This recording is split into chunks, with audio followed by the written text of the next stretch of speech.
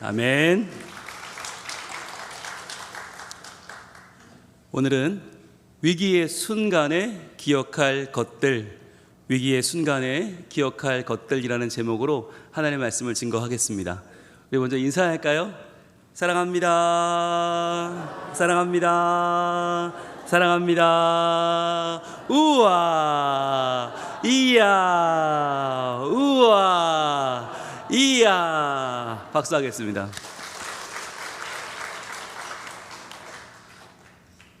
여러분, 우리가요, 지난주에 위기의 순간, 우리에게 큰 폭풍이 찾아올 때 이런저런 폭풍들이 많이 찾아오는데, 그 폭풍 찾아올 때 우리가 어떻게 상황을 바라봐야 되는가?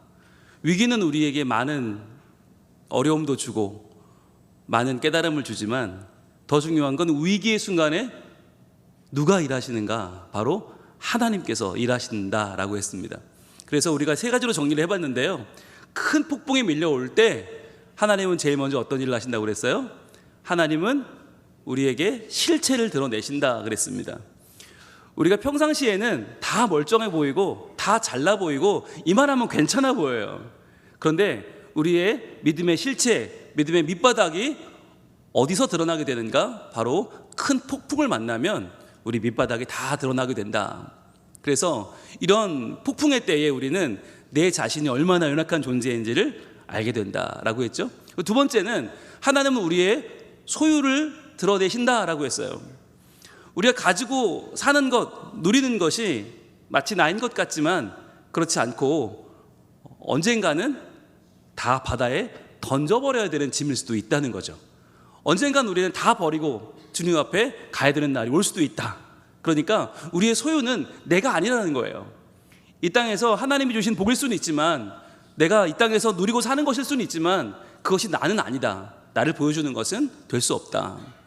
그런데 그런 와중에도 하나님은 폭풍 가운데 어떤 일을 행하십니까? 우리의 가치를 드러내신다고 했죠. 네, 세 번째, 하나님은 우리의 가치를 드러내신다. 이렇게 우리의 실체도 우리의 소유도 다 별것 아닌데 하나님은 어떻게 우리를 정의하세요? 기도하는 사람이라고 정의하신단 말이죠. 그래서 믿지 않는 선장이 그 풍랑의 때에 배 밑창까지 내려와서 요나에게 기도를 부탁하지 않습니까? 자는 자여 어찌함이냐, 얼른 일어나서 좀 기도해라. 너희 하나님이 우리를 생각하셔서 이 위기 가운데 건져주실 줄 누가 아느냐 라고 하는 이야기를 통해서 하나님이 우리의 가치, 이 세상을 살아가면서 때로는 나의 실체도 별것 아니고 나의 소유도 별거 없지만, 그러나 나의 가치는 어디에 있어요? 바로 기도에 있다라고 하는 것입니다. 여러분, 그래서요, 저희가 이 요나서 지금 강해를 쭉 하고 있는데, 요나서를 공부하고 있는데, 요나가, 저는 그 전까지는 물고기 이야기인 줄 알았어요. 요나가 순종에 대한 이야기인 줄 알았어요. 요나가 복음 전하는 이야기인 줄 알았어요. 그런데 말씀을 계속 묵상하다 보니까, 아, 요나서는 기도에 대한 이야기구나. 우리가 오늘날 가장 우리 삶에 필요한 것이 무엇인가? 기도더라고요. 여러분, 저는 이 말씀 묵상하면서 어떤 생각이 들었냐면, 제가 어렸을 때 저의 모습이 떠올랐어요. 나는 어떻게 목사가 되었나? 여러분, 저는 어떻게 목사가 되었을까요? 궁금하시지 않으십니까? 어린 시절에 저희 아버님은 일주일에 한두 번 집에 오셨어요.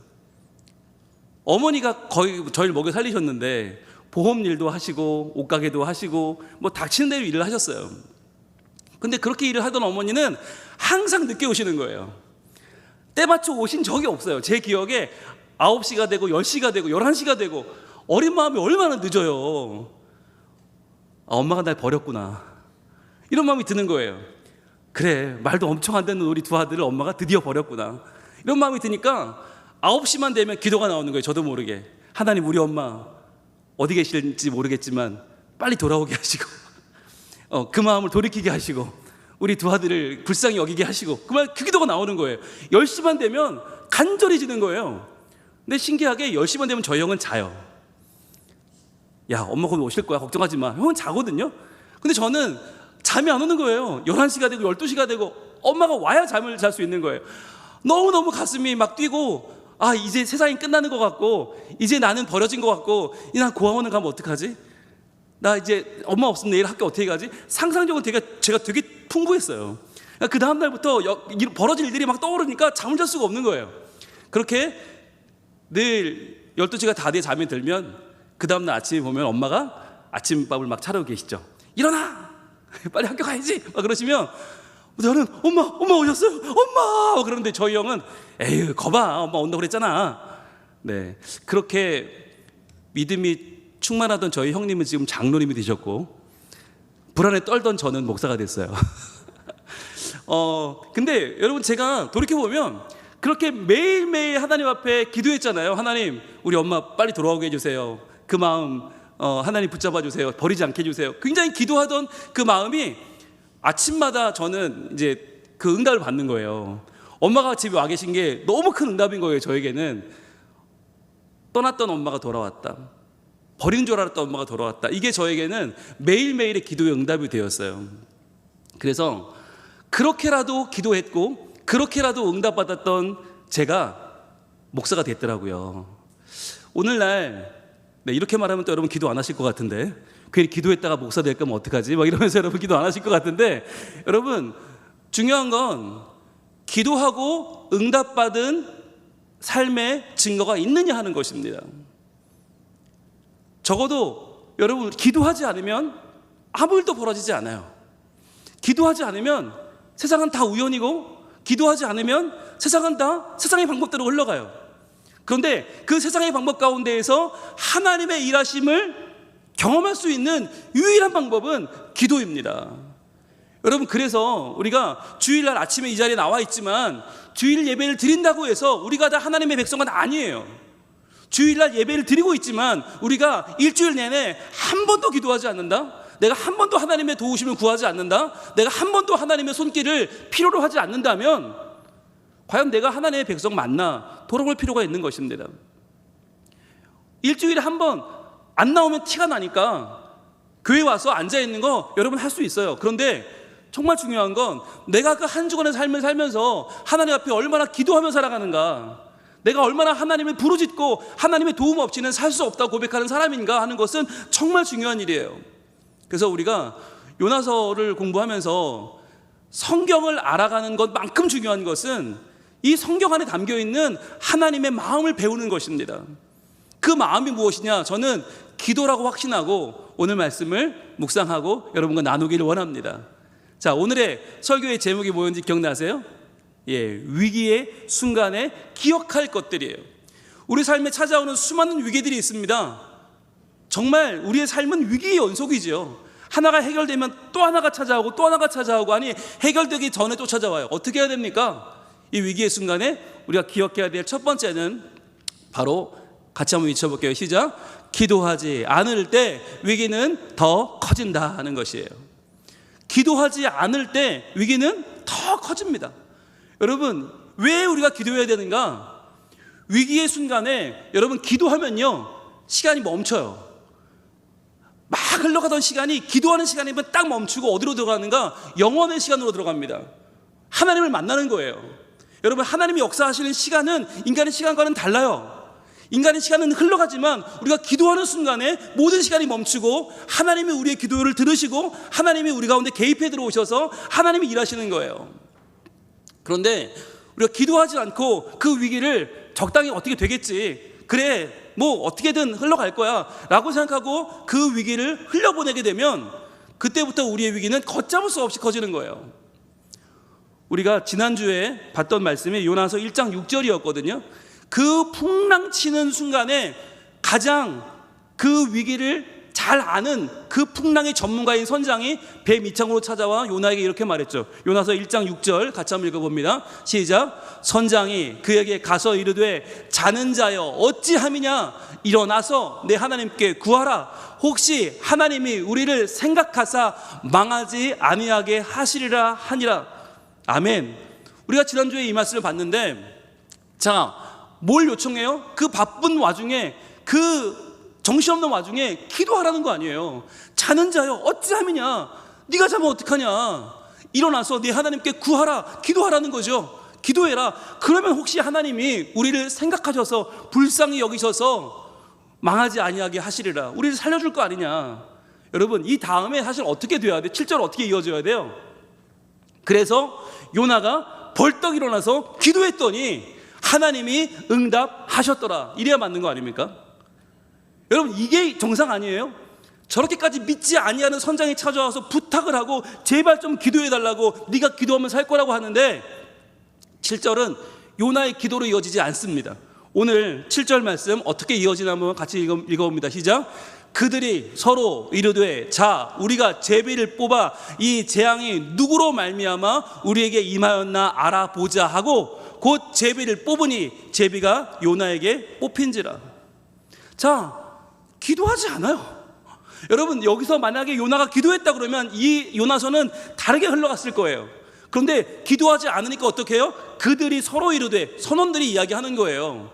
야, 우리가 제비 뽑아서 이 재앙이 누구한테 왔는지 알아보자. 그리고는 요나를 끌고 와서 같이 제비를 뽑아서 요나가 그 제비에 뽑히고 맙니다. 여러분, 이게 뭘 보여주는 거냐?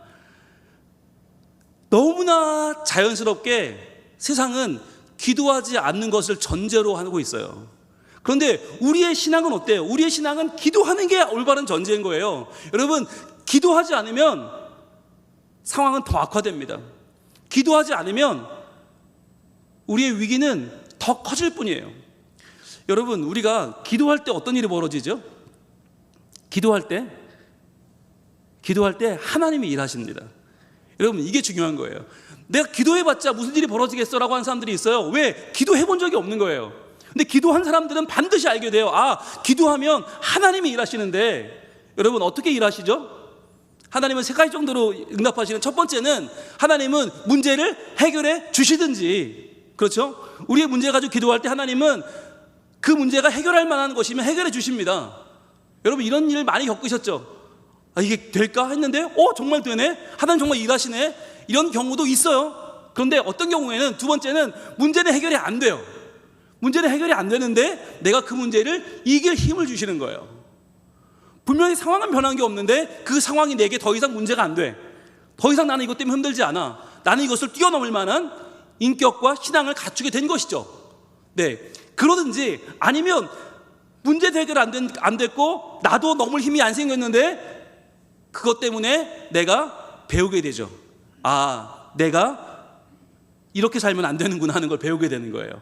아, 내가 이런 선택은 잘못했었구나, 이렇게 하면 안 되는구나 라고 우리 깨닫게 되는 거죠. 그래서 우리가 하나님 앞에 기도하면 하나님은 문제를 해결해 주시든지 아니면 문제를 이길 힘을 주시든지 아니면 그 문제로부터 무언가를 꼭 나에게 배우게 하신다. 그렇기 때문에 여러분, 기도에서 우리 삶에 손해볼 게 없어요. 기도하면 하나님이 일하시고 그때부터는 여러분 수준이 달라지는 거예요. 기도하지 않을 때 그것은 나의 수준이고 나의 문제고 내가 할 수 있는 일들, 그런 정도밖에 안 됐어요. 근데 그 레벨에서 우리가 기도하면 하나님께서 해결해 주시든지 하나님이 이길 힘을 주시든지 하나님이 그걸 통해 배우게 하시는 하나님의 레벨로 올라가는 것입니다.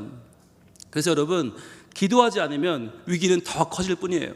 우리는 기도하면 왠지 하나님 앞에 내 연약함을 알아야 되고 내 부족함을 알아야 되니까 이게 부끄럽고 싫은 거예요. 그래서 웬만하면 그저 그냥 넘어가면 어떻게든 되겠지. 그러나 여러분, 그런 일은 벌어지지 않습니다.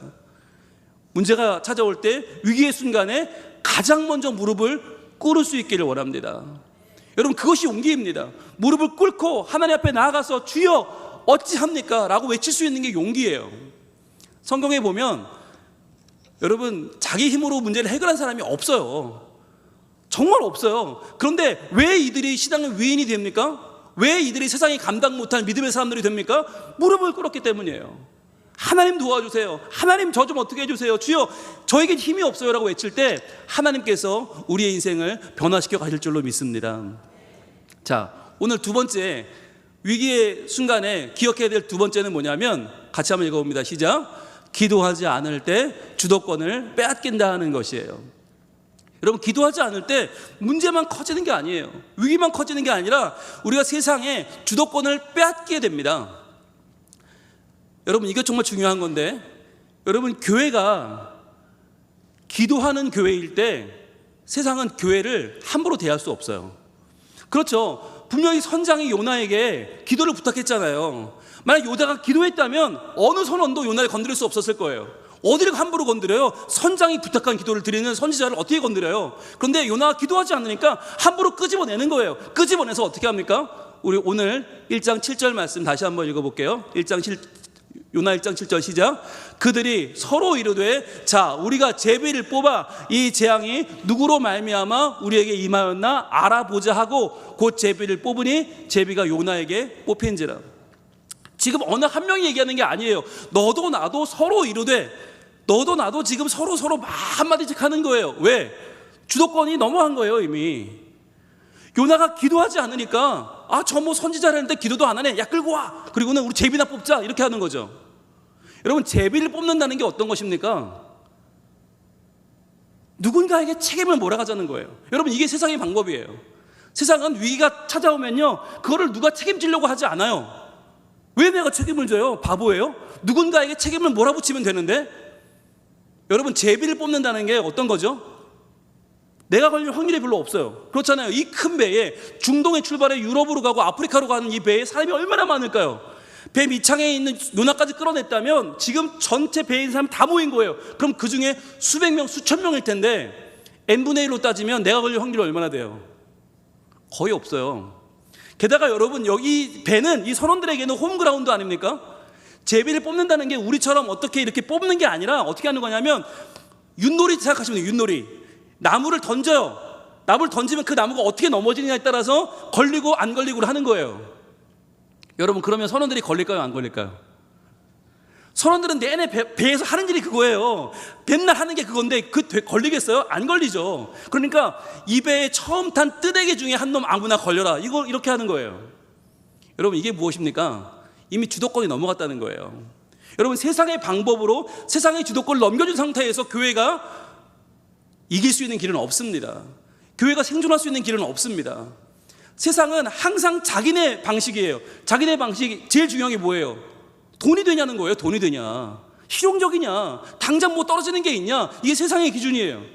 그렇게 볼 때 교회는 기준 미달이죠. 교회는 돈이 안 되니까 뭐 교회가 뭐 물건을 만들어요? 물건을 팔아요? 돈을 남겨요? 이문을 남겨요? 아니잖아요. 맨날 애들 키운다고, 애들 주인공 만든다고 돈이나 쓰고, 어른들 공경한다고 선물 드리고, 뭐 어른들 대우하고. 여러분, 남지 않아요. 교회는 남는 데가 아니에요. 세상에서 볼 때 교회는 어리석은 곳이고, 세상에 볼 때 교회는 이치에 맞지 않는 곳이에요. 그렇잖아요. 주일날 이 아침에 열심히 가서 공장 가서 일을 하든지 아니면 들어놓고 쉬어야지 왜 교회에 나와서 왜 예배하고 왜 기도합니까? 세상에 볼 때는 이게 말이 안 되는 거예요. 그런데도 불구하고 여러분, 이 시간이 얼마나 중요한 시간입니까? 우리의 시간을 멈추고 하나님의 영혼에 들어가는 이 시간은 너무나 귀한 시간이고, 우리의 삶이 하나님 안에서 온전한 자리를 찾게 되는 시간인 줄로 믿습니다.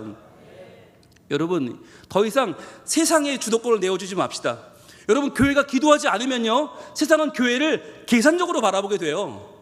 더 이상 기도하지 않는 교회, 하나님을 의지하지 않는 교회, 영적으로 깨어있지 않은 교회는 세상이 볼 때 너무나 만만한 적이에요. 그러니까 세상이 교회를 함부로 하고 함부로 손을 대고 함부로 교회를 흐트러 놓으려고 하는 것입니다. 여러분, 이럴 때에 우리가 기억해야 할 것은 더 이상 우리가 기도하지 않아서 주도권을 빼앗기고 위기를 키우는 일은 더 이상 없어야만 하는 것입니다. 여러분, 기도하지 않을 때 세상은요 바뀌지 않아요. 우리가 기도하지 않으면 세상은 여전히 강하고 세상은 여전히 주도권을 쥐고 흔듭니다. 자, 이런 상황에 그렇다면 어떻게 해야 될까? 오늘 위기의 순간에 기억해야 될 세 번째가 이제 등장합니다. 같이 읽습니다. 시작. 그러나 하나님은 우리의 소명을 깨닫게 하신다는 것입니다. 그러나가 중요한 거예요. 그러나 하나님은 무엇을 하시죠? 우리의 소명을 이 위기 가운데 깨닫게 하시는 거예요. 여러분, 이게 하나님의 놀라운 점이에요. 저는 요나서를 읽다가 깜짝 놀라요. 어떻게 이런 단어가 등장을 하지? 어떻게 이런 말씀이 이 안에 등장을 하지? 분명히 상황은 이런 말씀이 나올 상황이 아니에요. 그런데 하나님이 놀랍게 역사하세요. 우리가 6절에서도 선장이 그 위기 속에 배 밑창에 찾아와서 요나에게 제발 좀 기도해달라고, 여러분 그게 나올 타이밍이 아니잖아요. 근데 어떻게 그렇게 말을 했어요? 하나님이 그의 입을 움직이신 거죠. 하나님은 여기서 또 한 번 그들의 입을 움직이십니다. 오늘 요나서 1장 8절 말씀 같이 보겠습니다. 1장 8절 시작. 무리가 그에게 이르되 청하건대 이 재앙이 누구 때문에 우리에게 임하였는가 말하라. 내 생업이 무엇이며 내가 어디서 왔으며 내 나라가 어디며 어느 민족에 속하였느냐 하니. 여러분 잘 보세요. 지금 요나가 제비가 뽑혔어요. 요나 때문에 이 재앙이 찾아왔다라고 지금 모든 프레임을 다 씌워졌어요. 요나가 모든 책임을 다 뒤집어 쓰게 됐어요. 그렇다면 그들이 지금 뭘 물어봐야 됩니까? 뭘 물어봐야 돼요? 당연히 죄목을 물어봐야죠. 너 뭘 잘못했니? 라고 물어봐야 되는 거예요. 너 사람 죽였니? 너 왕의 물건을 훔쳤니? 너 나라 팔아먹었니? 뭘 잘못했니? 라고 물어봐야 되는 거 아니에요? 왜 이런 풍랑이 너 때문에 찾아왔는지 빨리 말해봐. 너 뭘 잘못했니? 라고 물어봐야 돼요. 근데 그게 아니라 뭘 물어봅니까? 내 생업이 무엇이며 내가 어디서 왔으며 내 나라가 어디며 내 민족이 어디냐고 물어요. 이게 중요한 질문인데요. 펜을 들고 표시해 보세요. 생업에 동그라미 해보세요. 생업. 내 생업이 무엇이며. 여러분 생업이 왜 중요할까요? 이 풍랑 치고 있는 와중에 이제 지금 그 풍랑의 원인을 찾았는데 그 사람한테 왜 생업을 물어볼까요? 여러분 우리가 생업이라고 말하면 우리의 어감으로는 뭘 의미하죠? 너 뭐하고 먹고 사냐 이거 아니에요. 생업. 먹고 사는 게 우린 생업이니까. 나의 직업이 뭐냐? 너 지금 신분이 뭐냐? 너 지금 어느 사업하니? 어느 직장에 다니니? 어느 학교 다니니? 이게 생업 아닙니까? 그런데 이 생업이라는 단어가 히브리어에서 너무나 놀라운 단어예요. 너무나 놀라운 단어인데 이 단어가 생업이 동그라미 해보시고 멜라카라고 한번 써보세요. 멜라카라는 단어는 너무너무 특별한 단어예요. 이 멜라카가 뭐냐면 먹고 사는 직업이 아니고요. 이 멜라카의 첫 번째 의미는 바로 하나님이 친히 하시는 일입니다. 하나님이 친히 하시는 그 일을 성경은 멜라카라고 말해요. 하나님이 친히 하시는 일. 자, 여러분 한번 볼게요. 창세기 2장 2절로 한번 가봅니다. 창세기 2장 2절에 가시면 이렇게 멜라카가 등장하는데 같이 한번 읽겠습니다. 시작. 하나님이 그가 하시던 일을 일곱째 날에 마치시니 그가 하시던 모든 일을 그치고 일곱째 날에 안식하시니라. 아멘. 자, 바로 창세기 1장의 천지창조를 마치고 2장을 시작하는 첫 마디인데요. 여기서 멜라카가 나와요. 하나님이 그가 하시던 일을, 이게 멜라카입니다. 하나님이 멜라카를 일곱째 날에 마치시니 그가 하시던 모든 일을, 이게 멜라카예요. 그 멜라카를 그치고 일곱째 날에 안식하시니라. 즉 하나님이 멜라카를 일곱째 날에 마치시니 하나님 그가 하시던 멜라카를 그치고 일곱째 날에 안식하셨어요. 성경이 말하는 멜라카는 하나님이 직접 하시는 일이란 뜻이에요. 즉 그러니까 그들은 뭘 물어보냐면 이 요나에게 야, 너 하나님이 친히 하시는 일을 너에게 맡기신 것 같은데 그 일이 뭐냐라고 지금 묻고 있는 거죠. 정말 엉뚱한 질문 아닙니까? 갑자기 여기서 하나님이 하시는 일이 갑자기 등장을 합니다. 여러분 멜라카의 두 번째 의미가 있는데 두 번째 의미는 뭐냐면 바로 하나님이 명하신 일입니다. 하나님이 하셔야 마땅한 일을 우리에게 명령하신 일이 바로 멜라카예요. 자, 이게 어디 나오나? 출애굽기 39장 43절입니다. 출애굽기의 제일 끝에 이제 40장이면 끝나죠. 마지막 장이 시작되는 39장 43절에 이렇게 말씀합니다. 같이 읽습니다. 시작. 모세가 그 마친 모든 것을 본즉 여호와께서 명령대로 되었으므로 모세가 그들에게 축복하였더라. 아멘. 자, 여기서 모세가 그 마친 모든 것을 본즉, 그 마친 모든 것이 바로 멜라카예요. 모세가 멜라카를 본즉, 자 여러분 출애굽기 39장에서 뭐가 끝나죠? 성막이 완성되고요, 제사장의 옷이 완성되고요, 하나님 주신 율법이 완성됩니다. 그거를 브살렐과 오홀리압이 정교하게 다 만듭니다. 그게 완성되는 게 39장인데 그 모세가 브살렐과 오홀리압이 하나님이 말씀하신 대로 성막과 제사장의 옷과 모든 것을 다 만든 것을 본즉, 멜라카를 본즉 여호와께서 명령하신 대로 되었으므로 모세가 브살렐과 오홀리압에게 축복을 하였다라고 성경은 기록하고 있어요. 여러분 브살렐과 오홀리압은 어떠한 사람들입니까? 내 상상력을 발휘해서 내가 디자인을 잘해서 열심히 만드는 사람들이에요? 아니에요. 하나님의 출애굽기 내내 알려주신 대로 지성소는 이렇게, 성소는 이렇게, 물두멍은 이렇게, 번제단은 이렇게 이렇게 하나님이 알려주신 대로 그대로 만든 사람들, 즉 하나님이 명령하신 바대로 그대로 만든 사람들이 바로 브살렐과 오홀리압입니다. 그러니까 멜라카는 뭘 의미하는가? 첫 번째는 하나님이 친히 하시는 일, 두 번째는 하나님이 명하신 일이 멜라카예요. 그런데 지금 그 멜라카를 물어보는 거예요. 너의 멜라카가 무엇이냐라고 묻는 거예요. 동시에 너는 어느 민족이냐? 어디서 왔느냐? 즉 네가 유대 민족으로서 받은 하나님의 사명은 뭐냐? 네가 이스라엘 사람으로서, 네가 선지자로서 하나님이 지금 너를 통해 하시고자 하는 일은 뭐냐라고 묻는 거예요. 놀라운 질문이 아닐 수 없어요. 여러분, 이것이 하나님께서 오늘날 우리에게 묻고 계신 질문인 줄로 믿습니다. 여러분, 지금 이 위기의 때에, 지금 이렇게 혼란의 때에 모든 것이 지금 막 왔다 갔다 하고요, 모든 환경의 문제, 지역의 문제, 정치의 문제, 문화의 문제가 흔들리는 이 시대에 하나님이 우리에게 묻고 계시는 거예요. 너의 멜라카는 뭐냐고. 지금 하나님이 너를 통해 하시고자 하는 일은 뭐냐? 네가 지금 하나님 백성으로서 해야 될 일은 뭐냐? 여러분, 우리의 멜라카가 무엇입니까? 그것이 바로 기도인 줄로 믿습니다. 여러분, 지난 화요일부터 수요일, 목요일까지 부산 수영로교회에서 3,000명의 청년들이 모였습니다. 여러분, 말이 3,000명이지 어마어마한 숫자입니다. 제가 그들이 모여 사진 찍는 걸 봤거든요. 단체 사진 찍는 걸 봤는데 우리 애들이 안 보여요. 여러분, 신기한 건 우리 애들이 안 보이는 건 이해를 하시겠지만 최재인 목사님이 안 보이기 쉽지 않습니다. 아무리 멀어도 저분은 보여요. 못 찾겠더라고요. 너무 사람이 많으니까 번쩍번쩍 빛나는 곳을 찾아도 안 빛나. 너무 많으니까.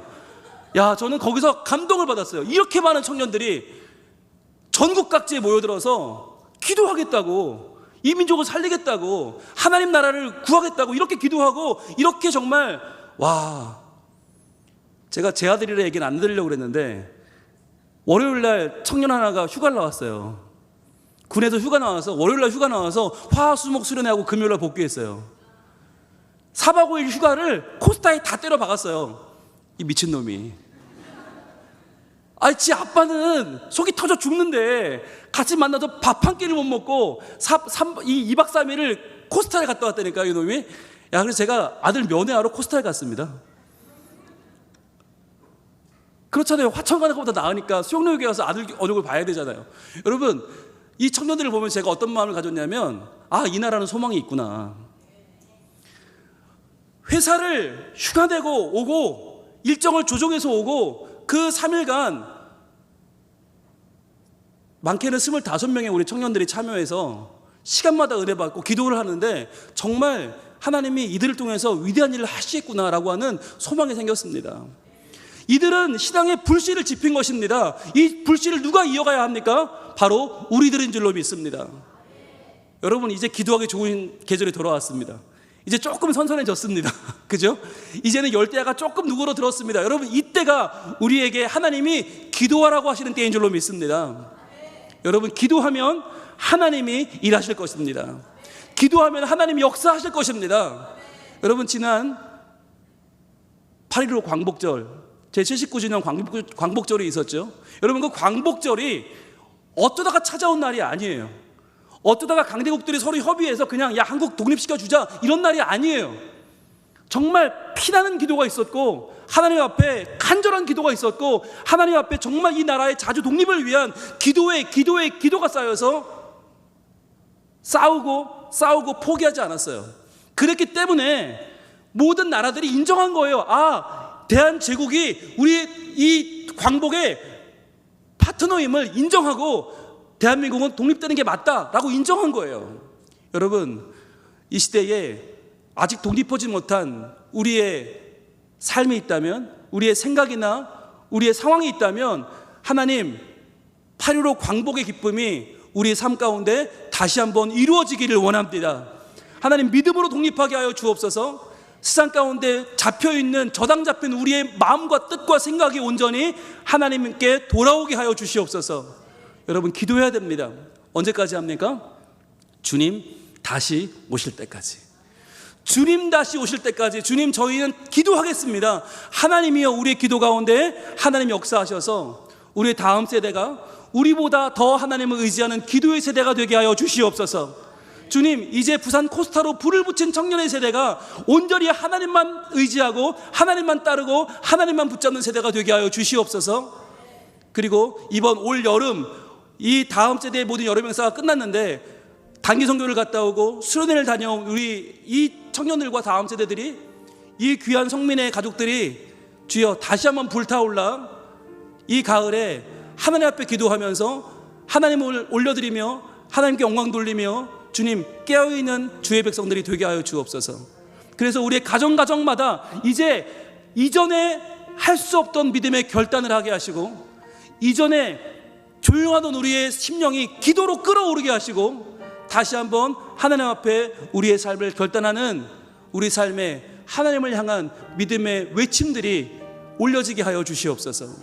주님, 우리의 기도를 들어주시옵소서. 우리들 마음을 다하여 찬양하며 기도하며 나갈 때에 주님 다시 오실 때까지 주님 우리를 사랑하여 주시고 우리를 붙잡아 주시고 우리를 또 영광을 받으시며 놀라운 일을 우리 가운데 행하실 줄로 믿습니다.